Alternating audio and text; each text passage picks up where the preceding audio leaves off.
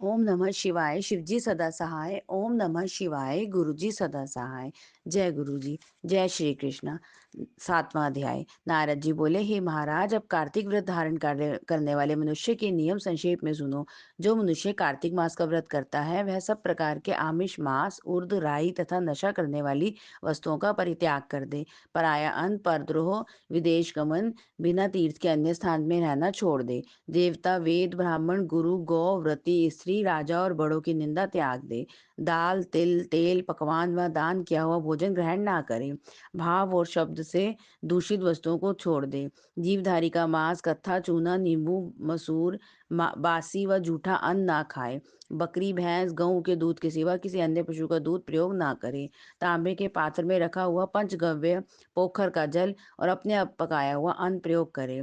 कार्तिक व्रती ब्रह्मचर्य से रहे, पृथ्वी पर शयन करे, पत्तों पर खाए और दिन के चौथे पहर में केवल एक बार भोजन करे। नरक चौदस को तेल लगाए। इस तिथि को छोड़कर कार्तिक स्नान करने वाला तेल ना लगाए। घिया, बैंगन, सिंघाड़ा, प्याज, तरबूज, मट्ठा ये सब छोड़ दे। शिवद्रोही और वेद से विपरीत चलने वालों से संभाषण ना करें और उपरोक्त मनुष्य और कौओं के देखे अन्न को तथा दोबारा पकाए हुए और दग्ध अन्न को ना खाएं। विष्णु भगवान की प्रसन्नता के लिए सामर्थ्य भर चंद्रायणी व्रतों को करे। कार्तिक का व्रत करने वाला व्यक्ति प्रतिपदा को कुम्हड़ा, द्वितीय को कटहल, तृतीय को तरुण स्त्री, चतुर्थी को मूली, पंचमी को बेल, षष्ठी को तरबूज, सप्तमी को आंवला, अष्टमी को नारियल, नवमी को मूली, दशमी को लौकी, एकादशी को परमल, द्वादशी को बेर, त्रयोदशी को मट्ठा, चतुर्दशी को गाजर और पूर्णिमा को शाक। यह वस्तुएं त्याग दें। रविवार के दिन आंवले का सेवन ना करें। इन वस्तुओं के सिवाय व्रती मनुष्य जिन वस्तुओं का त्याग ना करे उनमें से पहले ब्राह्मणी को भेंट करके फिर आप भोजन करें। व्रती पुरुष माघ में भी उद्यत नियमों पर चले और प्रबोधनी एकादशी में जागरण कृत्य करे। यथोक्त रीति से कार्तिक के व्रत करने वालों को देखकर यम के दूत वैसे ही भाग जाते हैं जैसे सिंह के डर से हाथी।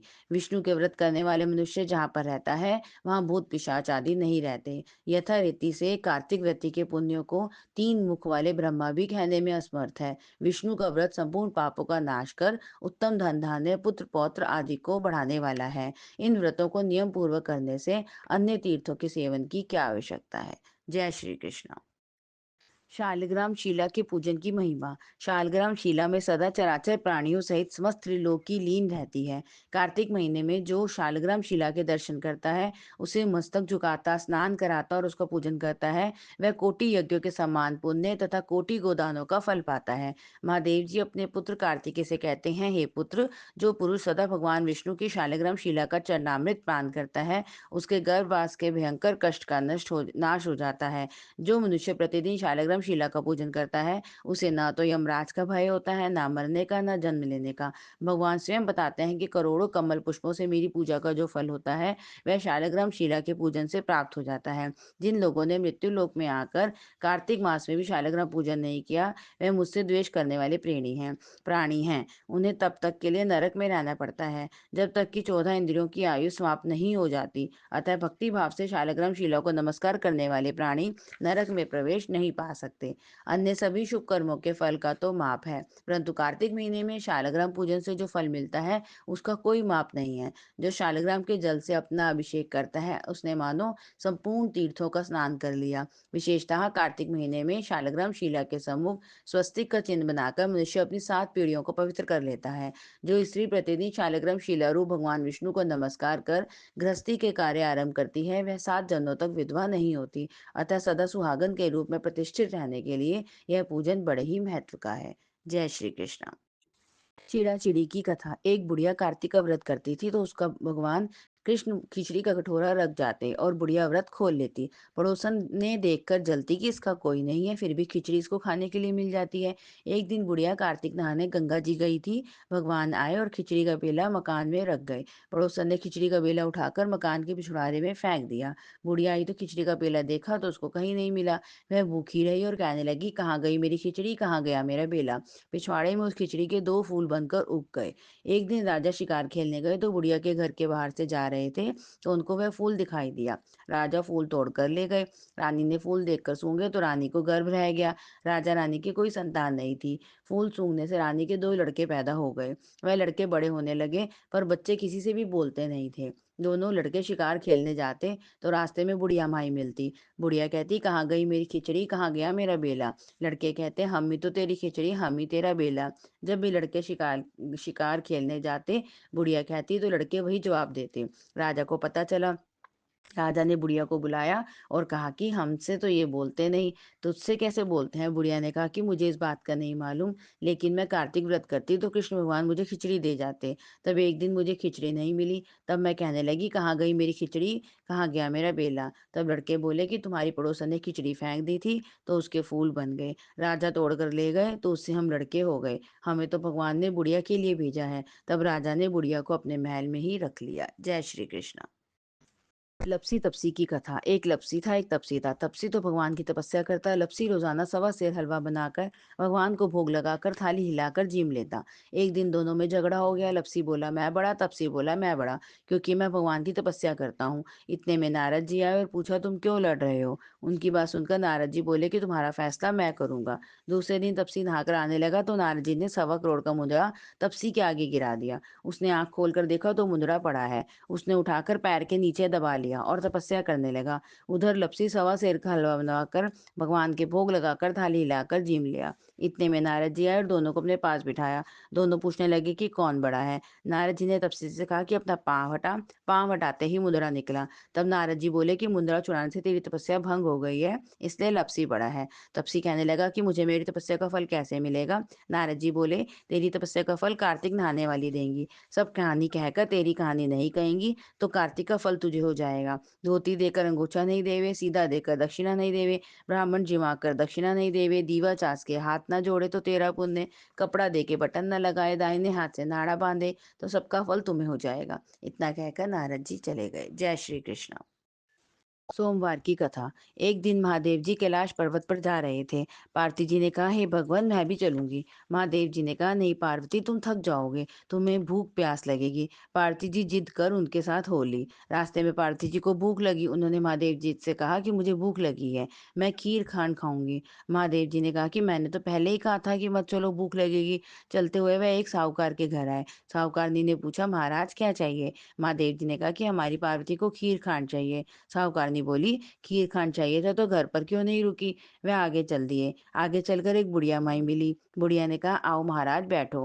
महादेव जी ने कहा, हमारी पार्वती को खीर खांड चाहिए। बुढ़िया लोटा लेकर चल दी। महादेव जी ने कहा, बुढ़िया कहाँ जा रही हो। बुढ़िया ने कहा, खीर खांड के लिए चावल दूध और खांड लेने जा रही हूँ। महादेव जी ने कहा, घर में देख। बुढ़िया ने देखा तो घर में दूध के टोकने भरे हैं, चावल की परात भरी है, खांड की बोरी पड़ी हुई है। बुढ़िया ने टोकना भरकर खीर बना ली और महादेव जी और पार्वती जी को जिमा दिया। बुढ़िया ने फिर से कहा, अब इसका क्या करूं, मेरे तो कोई भी नहीं है। महादेव जी बोले, आंखें बंद करो। उसने आंखें बंद कर ली। आंखें खोल कर देखा तो भरा पूरा परिवार था। बुढ़िया ने फिर कहा, इन्हें कहाँ रखूं। महादेव जी ने लात मारी तो झोपड़ी महल में बदल गई। वह बुढ़िया खीर भर भर कर सबको बांटने लगी। साहूकारनी ने कहा, बुढ़िया तेरे पास खीर कहाँ से आई। बुढ़िया ने कहा, मेरे घर महादेव जी और पार्वती जी आए थे।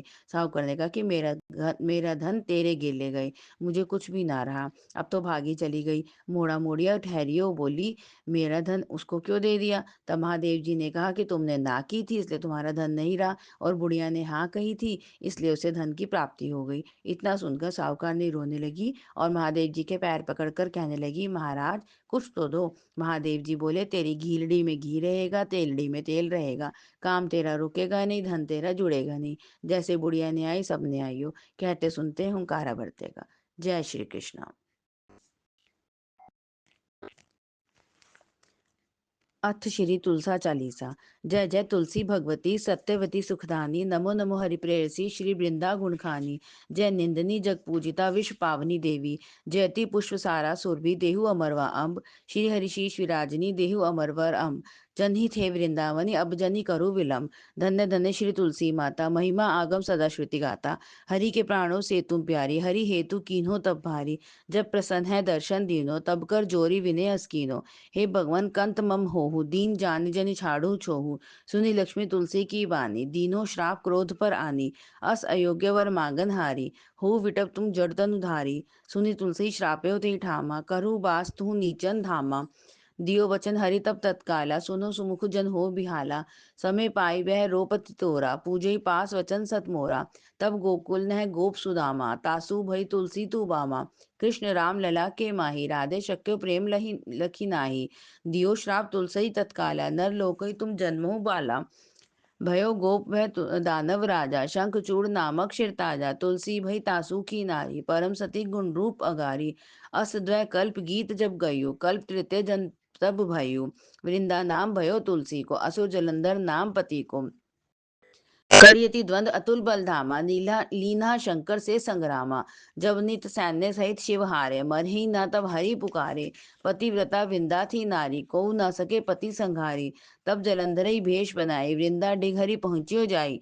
शिव हितलई करी कपट प्रसंगा, कियो सतीत्व धर्म ते ही भंगा। भयो जलंधर कर संघार, सुनि वृंदा उर शोक अपारा। तिहि क्षण दियो कपट हरि टारी, लखी वृंदा दुख गिरा उचारी। जलंधर ही जस हत्यो भीता, सोई रावण वह हरि सीता। अस प्रस्तर सम हृदय तुम्हारा, धर्म खंड मम पति सहारा। यही कारण लही श्राप हमारा, होवे तन पाषाण तुम्हारा। सुन हरि तुरतहि वचन उचारे, दियो श्राप तुम बिना विचारे। लख्यो नानिज करतूत पति को, छलन चाहो जब पार्वती को। जड़मति तू अस हो जड़ रूपा, जग में तुलसी बिटप अनूपा। धरव रूप हम शालिग रामा, नदी गंडकी बीच ललामा। जो तुलसी दल हमी चढ़ई है, सब सुख भोग परम पद पई है। बिन तुलसी हरि जरत शरीरा, अतिशय उठत शीश उर पीरा। जो तुलसी दल हरि शिर धारत, जो सहस अमृत डारत। तुलसी हरिमन रंजन हारी, रोग दोष दुख भंजन हारी। प्रेम सहित हरि भजन निरंतर, तुलसी राधा में नहीं अंतर। व्यंजन हो छपनऊ प्रकारा, बिन तुलसी दल नहीं हरि प्यारा। सकल तीर्थ तुलसी तरु छाई, लहत मुक्ति जन संशय नाही। कवि सुंदर एक हरिगुण गावत, तुलसी निकट सहस गुण पावत। बसत निकट दुर्वासा धामा, जो प्रयाग ते पूर्व ललामा। पाठ करी जो नित नर नारी, होई सुखी भाषई त्रिपुरारी। आरती श्री तुलसी जी की। जय जय तुलसी माता, सब जग सुखदाता वर माता। सब योगों के ऊपर सब भोगों के ऊपर, रुत से रक्षा करके भवत्राता। जय जय तुलसी माता। बटुपुत्री है श्यामा, सुरवल्ली है ग्राम्या। विष्णु प्रिय जो तुमको सेवे, सो नर तर जाता। जय जय तुलसी माता। हरि के शीश विराजत, त्रिभुवन से हो वंदित। पतित जनों की तारिणी तुम हो विख्याता। जय जय तुलसी माता। लेकर जन्म विजन में आई, दिव्य भवन में मानव लोक, तुम्ही से सुख संपत्ति पाता। जय जय तुलसी माता। हरि को तुम अति प्यारी, श्याम वरण सुकुमारी। प्रेम अजब है श्री हरि का तुमसे नाता। जय जय तुलसी माता। आरती श्री जगदीश जी की। ओम जय जगदीश हरे, स्वामी जय जगदीश हरे। भक्त जनों के संकट क्षण में दूर करे, जो ध्यावे फल पावे दुख विन से मन का। सुख संपत्ति घर आवे, कष्ट मिटे तन का। मात पिता तुम मेरे, शरण गहूँ किसकी। तुम बिना और न दूजा, आस करूं जिसकी। तुम पूर्ण परमात्मा तुम अंतर्यामी, पार ब्रह्म परमेश्वर तुम सबके स्वामी। तुम करुणा के सागर तुम पालन करता, मैं मूरख खल कामी कृपा करो भरता। तुम हो एक अगोचर सबके प्राणपति, किस विध मिलूं दयामय तुमको मैं कुमति। दीन बंधु दुख हरता तुम ठाकुर मेरे, करुणा हस्त बढ़ाओ द्वार पड़ी तेरे। विषय विकार मिटाओ पाप हरो देवा, श्रद्धा भक्ति बढ़ाओ संतन की सेवा। तन मन धन सब कुछ है तेरा, तेरा तुझको अर्पण क्या लागे मेरा। श्याम सुंदर जी की आरती जो कोई नित गावे, कहत शिवानंद स्वामी मन वांछित फल पावे। जय श्री कृष्णा, जय गुरु जी।